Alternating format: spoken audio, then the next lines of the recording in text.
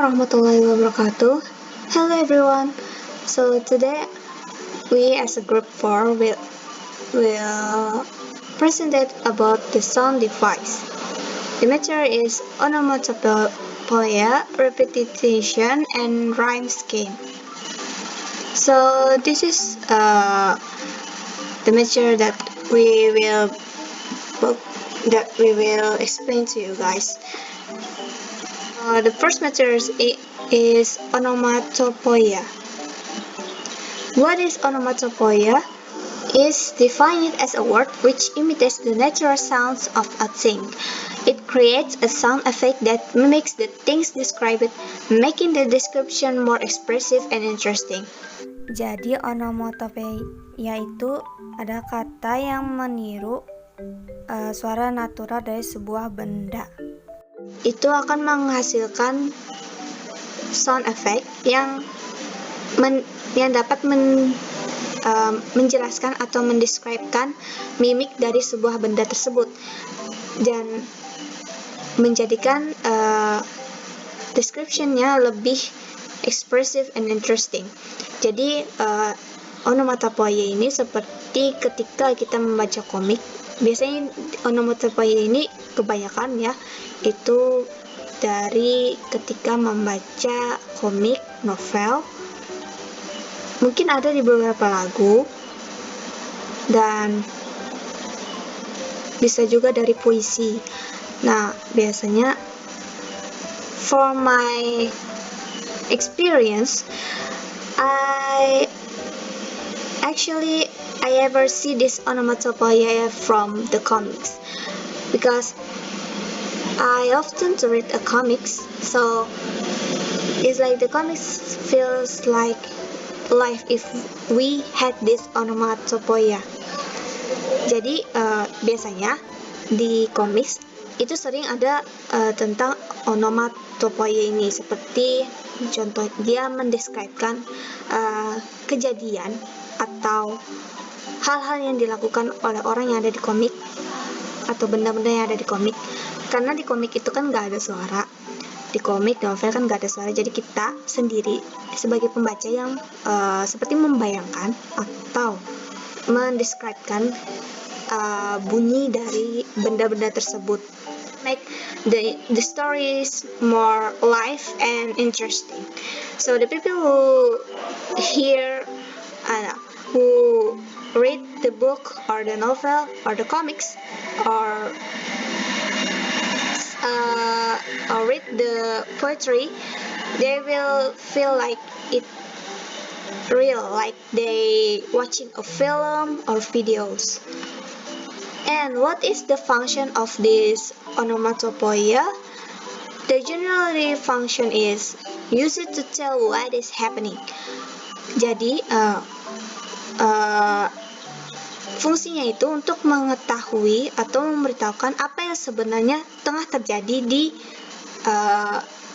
sebuah cerita tersebut atau dalam puisi tersebut, apa yang sebenarnya terjadi atau apa yang orang itu lakukan.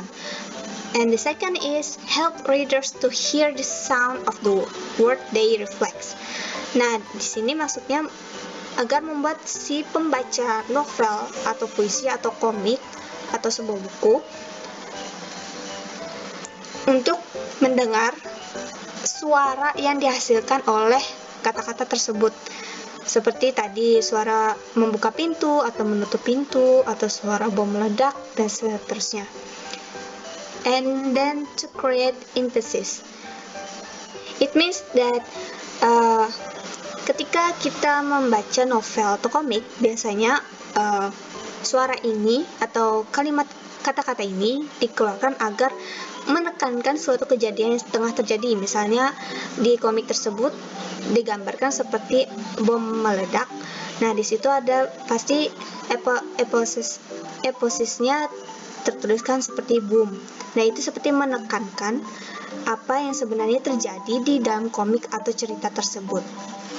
And this is the example. First is Calm Down, O Mate by Alfred Lord Tennyson. There's the moan of doves in immemorial elms and murmuring of innumerable bees. Nah, demon di sini dia menekankan bahwa si doves itu burung merpatinya seperti sedang merintih kesakitan atau atau berdesah atau mengeluarkan suara di sekitar pohon elms ini. Murmuring of innumerable bees ini, murmuring itu bisa diartikan seperti bunyi lebah pada umumnya, buzz. Nah, dia seperti dalam jumlah yang banyak para lebah sedang berbisik atau berdesir. Seperti pada bunyi lebah pada umumnya, dia menekankan bahwa banyak sekali lebah yang sedang berterbangan. Murmuring bisa dikatakan adalah buzz atau suara ketika para lebah itu terbang. And the second example, there's The Marvelous Toy by Tom Paxton. It went zip when it moved and bob when it stopped and whir when it stood still. I never knew just what it was and I guess I never will. Di sini ada kalimat zip, bob, and whir. Nah, untuk kalimat zip ini itu berarti di sini dia bilang when it move. Berarti saat benda tersebut bergerak akan mengeluarkan bunyi seperti zip. Itu seperti kita ketika membuka tas atau ketika robot atau sebuah mainan bergerak seperti robot. Nah, setelahnya itu ada bob when it stop. Jadi ketika benda tersebut berhenti, dia mengeluarkan bunyi bob. Dan selanjutnya itu whir when it starts still. Jadi ketika dia berdiri, dia seperti bergetar atau mengeluarkan suara seperti bergetar. Number 2, repetition. What is repetition? The definition. Repetition is when words or phrases are repeated in a literary word. Repetition is often used in poetry or song, and it is used to create rhythm and bring attention to an idea. Repetition is also often used in speech. Is a theoretical device to bring attention to an idea. What is the function from repetition? The function is to give a different impression in the sentence afterward. Example: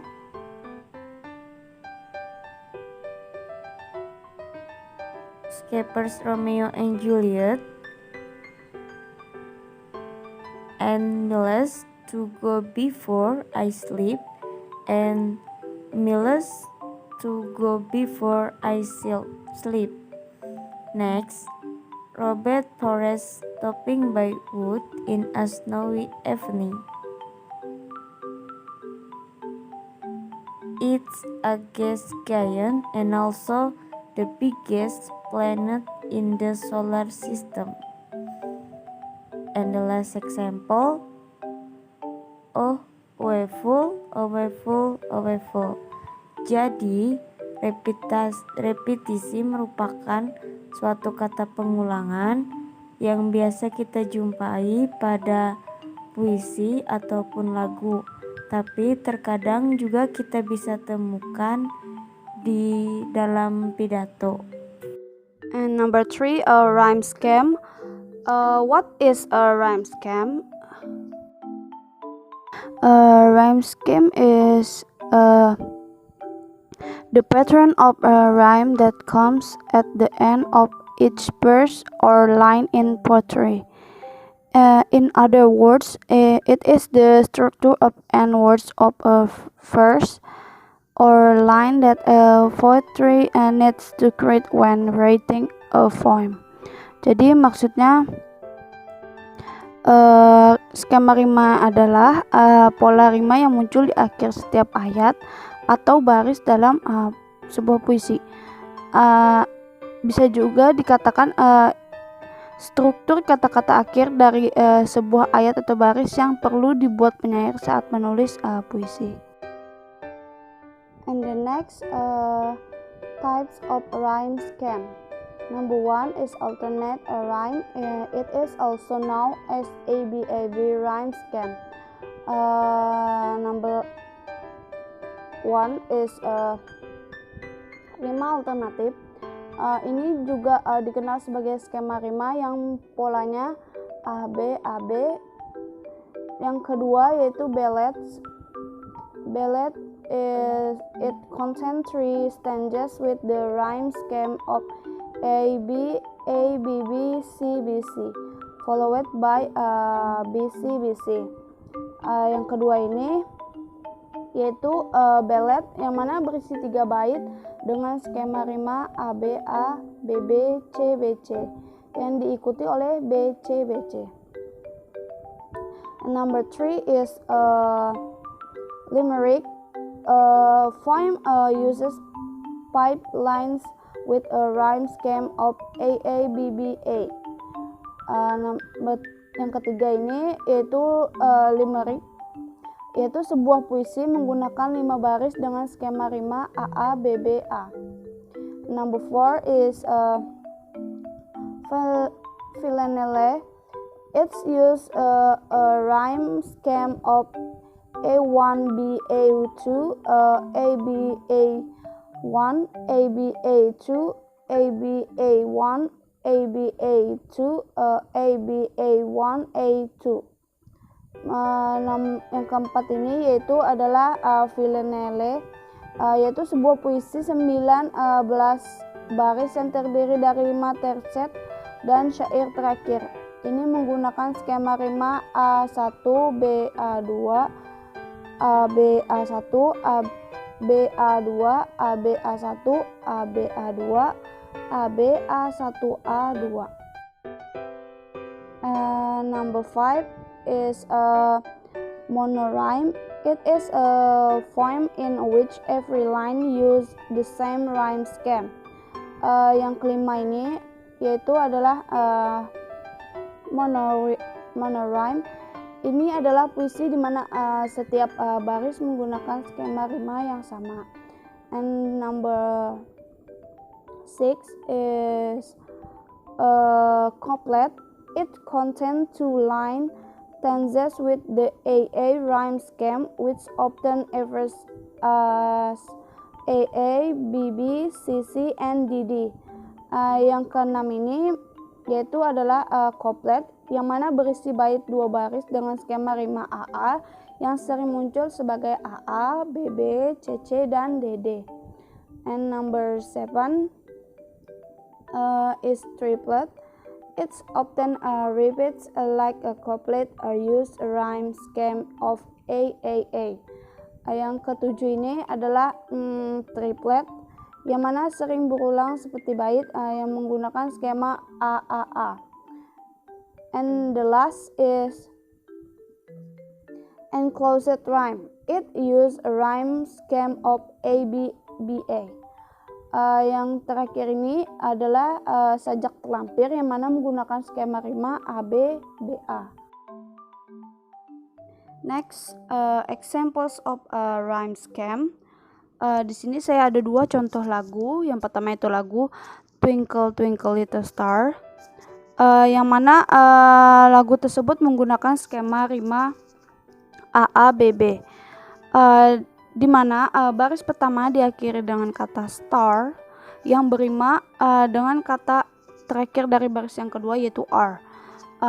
Karena kedua kata tersebut berima satu sama lain, jadi keduanya itu ditandai dengan huruf A. Begitupun dengan baris yang ketiga dan keempat. Lanjut, lagu yang kedua yaitu adalah Fix You by Coldplay. Pada lagu tersebut menggunakan skema rima AAA yang berarti bahwa segala sesuatu yang berima kecuali pada baris paling akhirnya pada potongan lagu tersebut.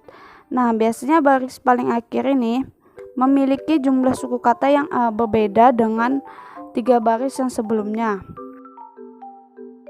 And the last, the function of a rhyme scheme.